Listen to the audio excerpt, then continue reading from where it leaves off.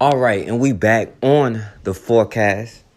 Now, we know slavery built America, and not just made America wealthy, but literally built America.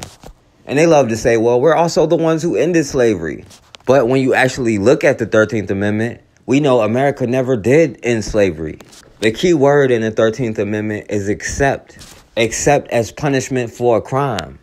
They didn't say who gets to create the laws. They didn't say who gets to enforce the laws or how they should be enforced. But in essence, simply being black was the crime. The only way they could sleep at night was to say we were savages that justified what they were doing to us. And since we're naturally criminals and naturally violent, that justifies racially profiling us and shooting first and asking questions later. But what their pseudoscience and their misleading information doesn't tell you is they legalize themselves killing, torturing, enslaving you while making everything you do a crime. It was illegal for a group of black people to get together without a white person present. It was illegal for you to be outside after a certain time in certain places. God forbid a Negro in America with a gun, how illegal that is. They ended up incarcerating more people after the 13th Amendment than they had in slavery before the 13th Amendment. To this day, it's no secret America still uses prison labor. One county down in Gainesville, Florida, just voted to end their contract with the Florida Department of Corrections. Now, they aren't trying to ban it or outlaw it to any private companies. This is just one county in the local government that's ending their contract with private prisons. This one institution, the Florida Department of Corrections, has close to 600 contracts with organizations, colleges like the University of Florida, and with local governments across the country. And in Florida, the only time prisoners were paid for their work was if they worked for an organization called Pride Enterprises. Now, Pride Enterprises has 41 centers and 29 correctional facilities across the state. And if you work for them, you get paid a whole 20 to 55 cents an hour. Now, they charge these people more to be in jail per day than they actually pay them. Places like Louisiana, you can make anywhere from 4 cents an hour to $1. And they justify using slave labor by saying they're teaching them skills and helping them get jobs once they get out. And we know all these jobs is waiting on felons when they get out of jail. The government created an environment of poverty and filled people with so much miseducation about themselves, and then introduced drugs and guns into the community and step back and say, look what you're doing. And then they use that as talking points to promote racial profiling. And they use it to justify these disproportionate numbers in prison. And if you aren't arrested, you can end up like this 21-year-old brother, Jimmy Atchison. He was a young unarmed brother in Atlanta that ended up getting shot in the face by the police. So let's see how this young brother, Jimmy Atchison, ended up getting shot and killed by Atlanta police. Family members are demanding transparency after another deadly shooting involving law enforcement in Atlanta. The man killed today as a task force tried to serve a warrant for an armed robbery. 11 Live's Latasha Givens is live in Southwest Atlanta tonight. Latasha, walk us through what happened there today. Well, Cheryl, there are a lot of questions that have not been answered yet. Like, the family wants to know if he had a gun or any sort of weapon on him and where on his body was he shot. As they mourn, they're demanding answers to those questions. It's a big boy. Big gunshot. Bino says he woke up to the sound of gunfire at his apartment complex. He soon learned his childhood friend, identified by family as 21-year-old Jimmy Atchison, was shot and killed just a few doors down. It was an armed robbery suspect that they were looking for. Kevin Rosen with the FBI says agents were serving a warrant to an armed robbery suspect. As they tried to make contact, the suspect led them on a chase through the complex. They went to that apartment, confronted the suspect, and the suspect fled. He jumped out a window of one of the apartments, jumped down a couple floors. There was a foot chase that ensued into another apartment building and into another apartment, and that's where the suspect was confronted by a task force officer on the ammo task force, and the suspect was eventually shot. Relatives say Atchison was part of the rap group, the OTG Gang, seen performing here. They say he was visiting his child's mother when the FBI task force arrived. The family says an infant and a 4-year-old were inside the apartment. From my understanding, that's why he ran, because he didn't want anything, them to come in and anything happen to the kids. The family says they want to know why he was shot. I want to get to the bottom of this. And I feel like it's time for us to come together. I just want to know for sure if my nephew had a weapon and where was he shot at. Those are my main two concerns. Now, it was an APD officer who's part of the FBI task force who fired that fatal shot. And we're told FBI agents from the D.C. office headquarters will travel to Atlanta to investigate this case. The GBI is also assisting with the shooting investigation. Cheryl, back to you. All right, Latasha, thank you. This is all happening as the GBI investigates another deadly shooting involving an APD officer 1 week ago today. Police say 18-year-old Dietrich Griffin was killed when he tried to steal a plainclothes officer's unmarked car from a gas station. The GBI says the teen did not have a weapon. So far, we have not gotten any answers as to why the officer opened fire in that case or whether charges would be filed. Now, according to police, this young brother Jimmy Atchison was accused of a robbery, and they were there to serve a warrant. His family said they don't know any details about a robbery, but that's not in his character. But the police, a task force that was made up of FBI agents and Atlanta police, broke into the apartment with military-style assault rifles. And his family said because his girlfriend and his baby was in the house, he ran, fearing for the life of him and his family. He got out of the window and ran to his friend's apartment, where he went to go hide in the closet. Now, witnesses who saw him running said he clearly did not have a gun. Since he was caught off guard and just ran out of his apartment, from what he had on, you can clearly see he didn't have a gun. Now, witnesses say when the police got in the apartment and found him in the closet, he was giving up, surrendering with his hands out. An Asian cop, Officer Sun Kim, shot him in the face. Now, although police are vague and unclear about what happened, we know he didn't have a gun because the first thing they would have said is he's armed and dangerous, and they fear for their life. And even though this cop that fired the shots, Officer Sun Kim, is an Atlanta police officer, the FBI came in to investigate because they were involved and sponsored this task force. I was contacted by the family probably 2 or 3 days after Jimmy was killed, and they were looking for, at that point, answers. They had been getting the runaround from law enforcement. It wasn't clear what agency was investigating, who was in charge. It wasn't clear exactly how their son died.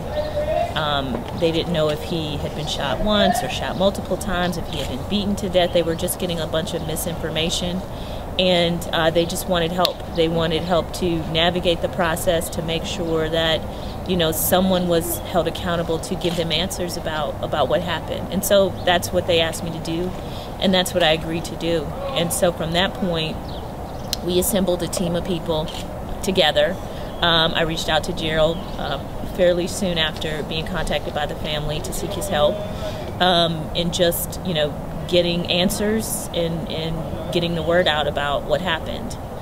We also got our investigator on board and immediately started trying to interview witnesses to just try to get a sense of what was going on.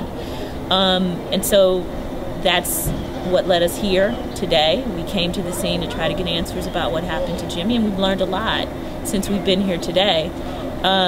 We have learned that without question, Jimmy was unarmed.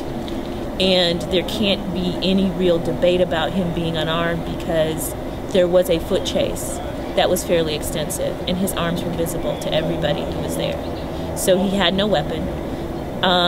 He had sought refuge inside of an apartment with an individual who he had known for a long time, since childhood. That individual reports that he was terrified.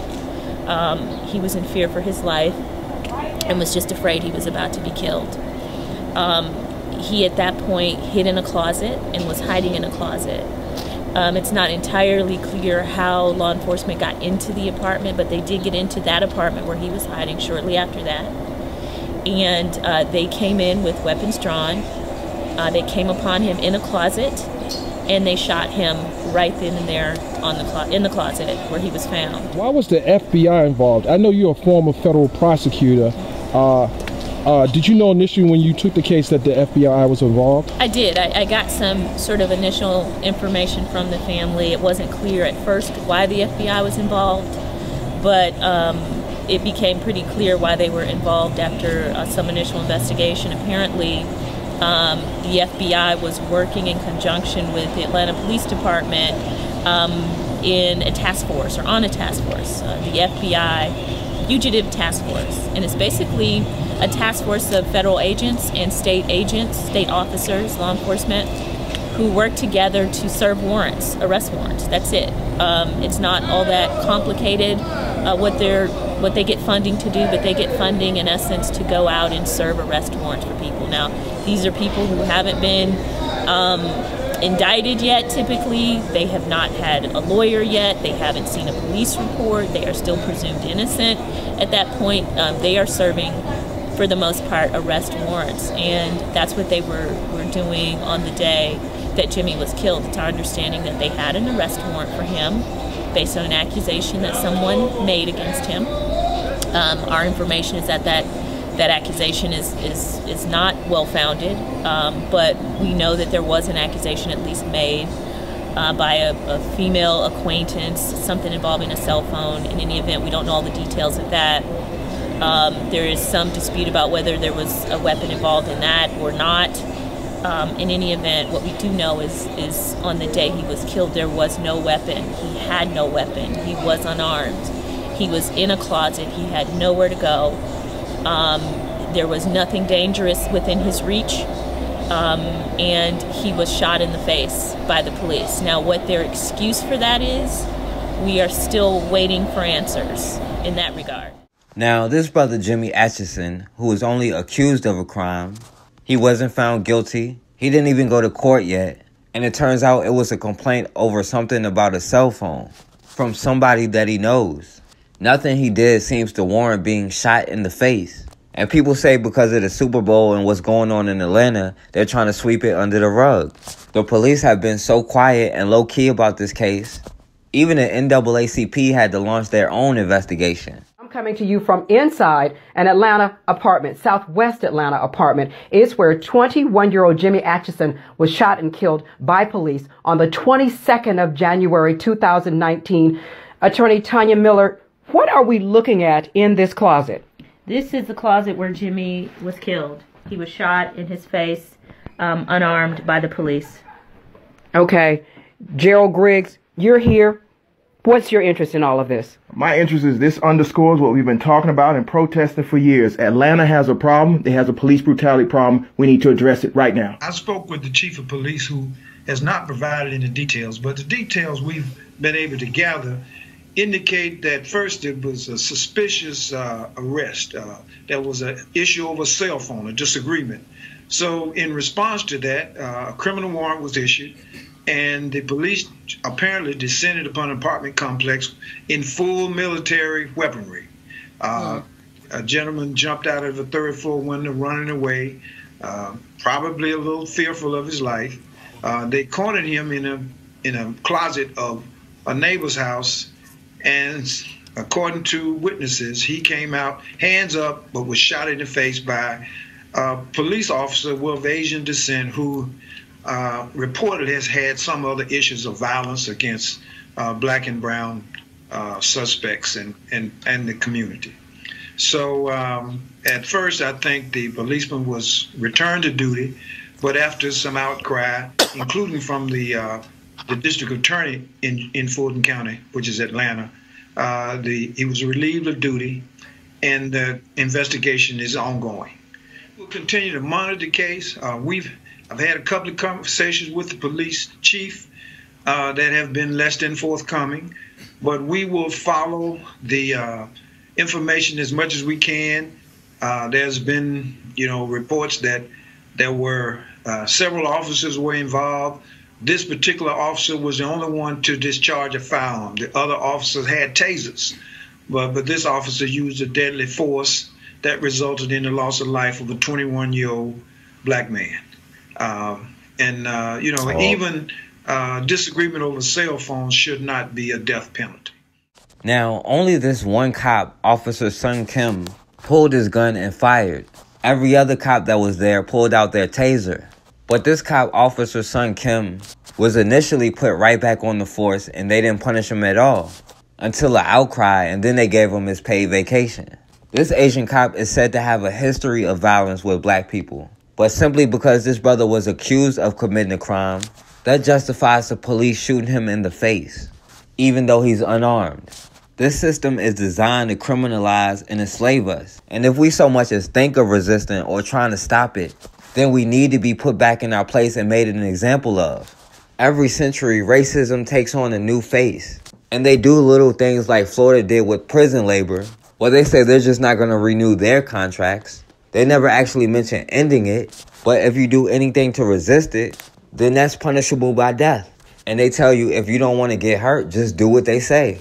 No matter how many civil rights or human rights they violate. If you resist, you deserve whatever happens to you. But until we create our own institutions to protect us, and then protect those institutions that we build, and they go out of their way to protect their institutions. But until we can build our own and have some kind of nation or government or form some kind of army that can back us up, then we're going to be subject to somebody else's laws and punishments. And things will only stop when we stop it. Investigators are looking into the death threats against Atlanta police officers tonight. They say these threats came after an officer shot and killed a teenager stealing his vehicle. This happened on Tuesday night. 11 Alive's Latasha Givens talked exclusively with the teenager's family. She joins us with more on these death threats. Latasha, police point to gangs. The family hurt and angry by that. That's right, Cheryl. There's a lot of emotion surrounding this case. On one side, you have a grieving family who tragically lost a son while he was still in a car, but the family and their attorney says the officer shouldn't have killed him over it. But on the other side, investigators say Griffin was a known gang member, and since he died, their officers have received death threats. Here's what we found out.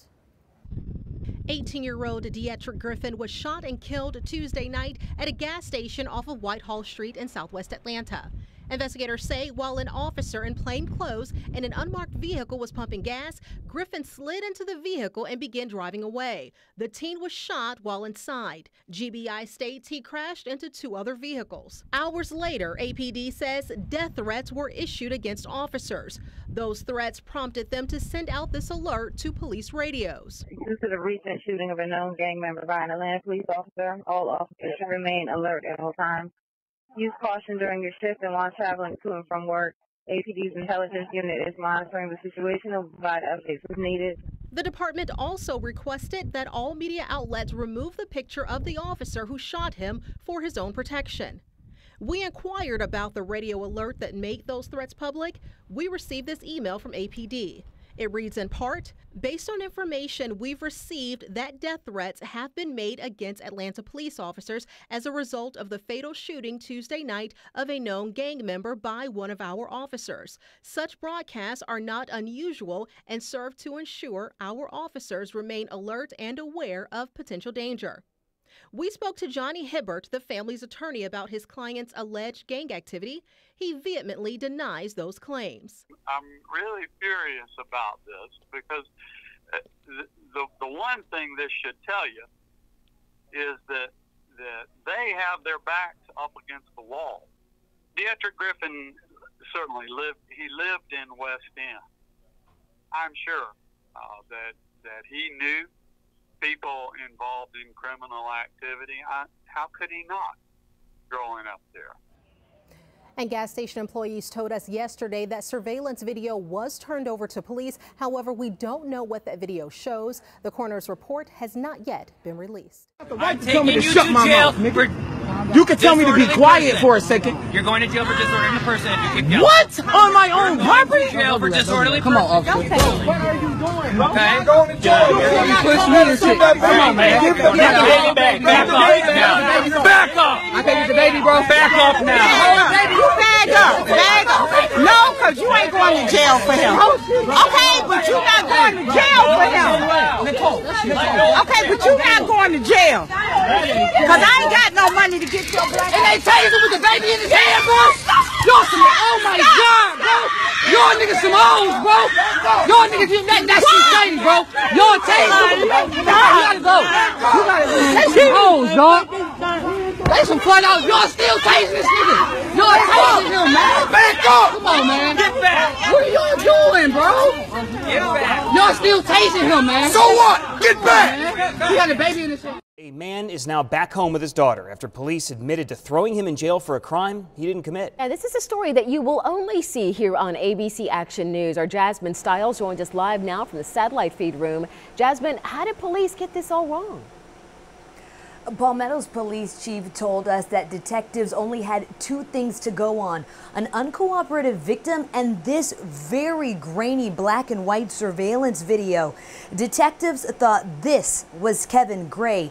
He spent 10 days in jail for a case that stems from an incident in January.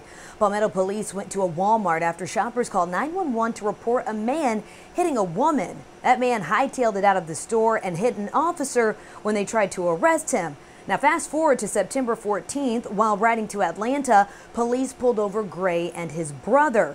Tipped County deputies say there's a warrant out for Gray's arrest and cuff him.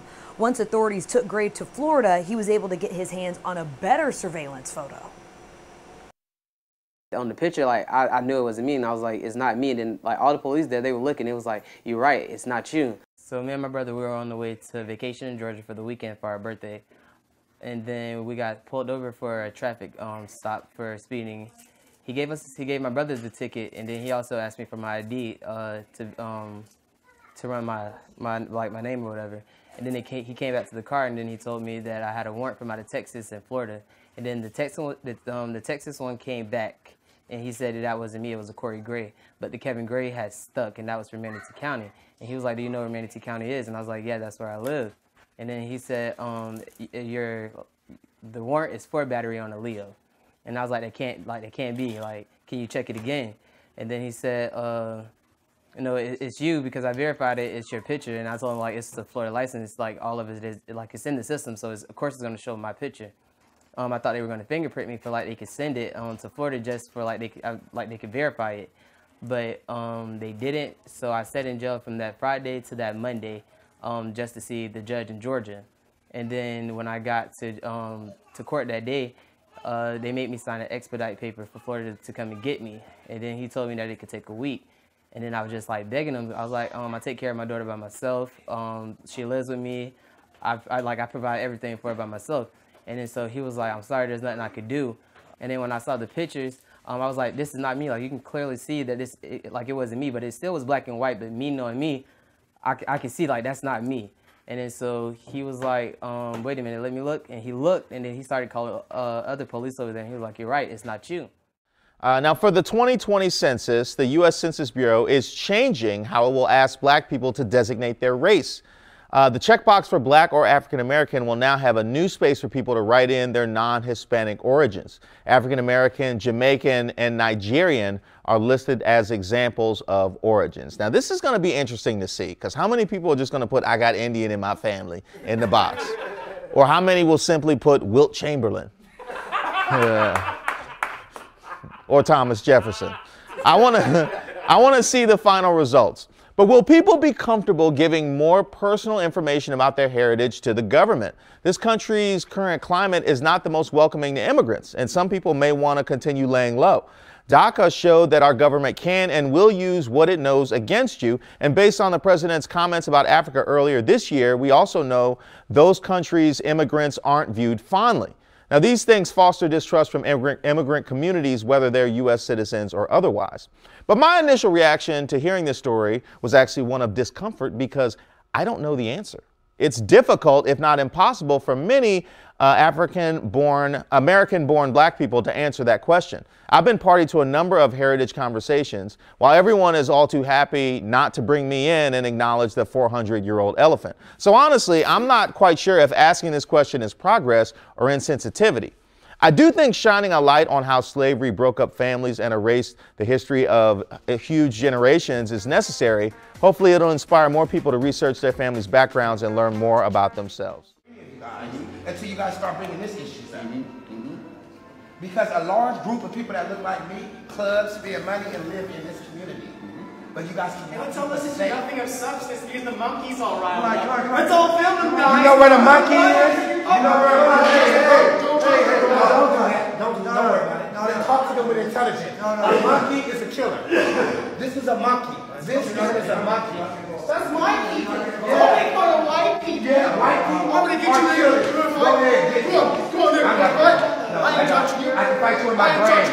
can fight you with my brain and my words. But you guys are predators. And you guys are killing people. Like you doing all the meth and the I crap. don't do meth. You're fucking women all the time and you're stranding them in fucking nowhere with nowhere to go on fucking welfare. You fucking idiot. You know fucking nothing. I've been around homeless people for fucking months. You're all fucking losers.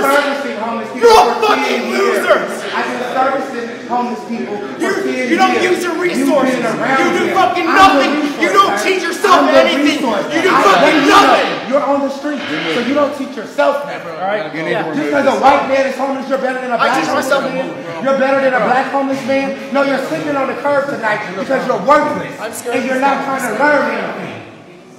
Jesus. What the fuck is that? Now, if I was acting like that, he was sitting in the front row the whole time. I assume that you were fine with Travis Scott performing there at the Super Bowl. You know, I think there's too much extremism going on, man. No NFL owner has shot a black man. The NFL actually produces more black millionaires each year than any other corporation in the world. I'm not here saying that the NFL does all great things. They're a business. But what I will say is that black folks have to come together. Instead of us sitting here bashing Travis Scott, let's encourage this man. Let's encourage him to go into the community. I just got back from Haiti, man. It's going to be really hard for me to sit on national TV and sit here and complain about how black people are treated in America when people all over the world, we are in the greatest nation in the world for African Americans. We have opportunities. Yes, we have issues that we need to continue to. We need to continue to just. How is that debatable? We have opportunities. This is America. How is that debatable? You need to travel more then. Yeah, I think they do have a lot. We have a lot of issues, and I think that we are doing a lot to work towards them. The National Football League and its players does nothing towards that. Yeah. Listen, I'm all for Colin Kaepernick protesting. 100% all for Colin Kaepernick protesting. So interestingly, Mr. Brewer has said this several times on this program. Even months ago when we were on together, he said this consistently, that the NFL should be lauded by black Americans because they've made more millionaires than anywhere else in the country for black people. That's wrong. A good thing. He said that they should be. He also has said that the NFL should be lauded because they're giving money to social justice groups, but that's not really expunging or making any different from the. I'm sure you're going to let me finish too. But that's not really changing exactly what we're sitting here and asking for and fighting for. There are black athletes, not only in the NFL, but across sport, that are asking just for very simple things, not only to be respected, not only for equality, but specifically for police brutality to be very much shifted in the way that it never has in the history of America. And so if we can't just get behind that point, what does that have to do with black owners? What does that have to do with NFL owners? NFL owners are an entire white group. An entire white group that does not care. What is that? Have they shot any black men? Are they shooting black men in the streets? Jack, are there any black NFL owners? No, there's not. That's unfortunate. It's not unfortunate. Because the teams are established. That is very unfortunate. That's unfortunate, but there will be. There will be. Let me move on really quickly.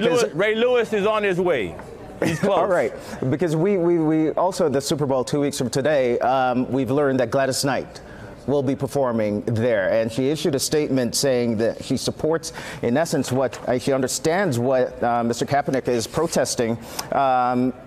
The two things, and they are police violence and injustice, but it's unfortunate that our national anthem has been dragged into this debate. Now, Gladys Knight, of course, she is from Atlanta. The Super Bowl is in Atlanta. She used to march with Jesse Jackson Jr. She was part of the civil rights movement. Many folks said she lived through the colored and whites era. So how is the NFL racist when 80% of the NFL players are black, first off? Second off, Gladys Knight and her voice should be the symbol of America. We want her as black people. Why would we not want her singing the national anthem? We want to represent our country having beautiful black people. Books on your bookshelf and you can figure it out yourself. Yes, I do. Yes, I do. And I have two master's degrees to go along with it, and I stay in the community. You might need one more. I'll be in Africa next week. Come join me. Come join me and see the real black struggle. You gonna flew me out? Listen, pay for the ticket. I'll be right there. Come on. Why you need me to fly you out? You got your own resources. This is America. This is America. All right, fellas.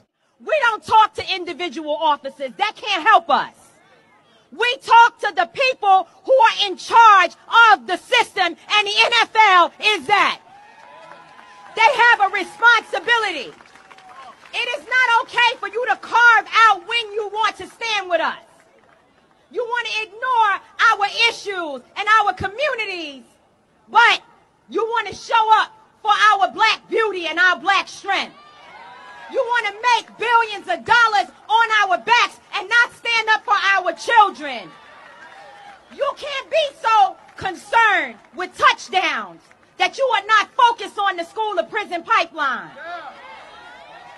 You cannot stand up and say that you want our players to show up and be concerned with scores and whether or not teams win, and not be present when black bodies are being shot down on the streets of this country all over the place.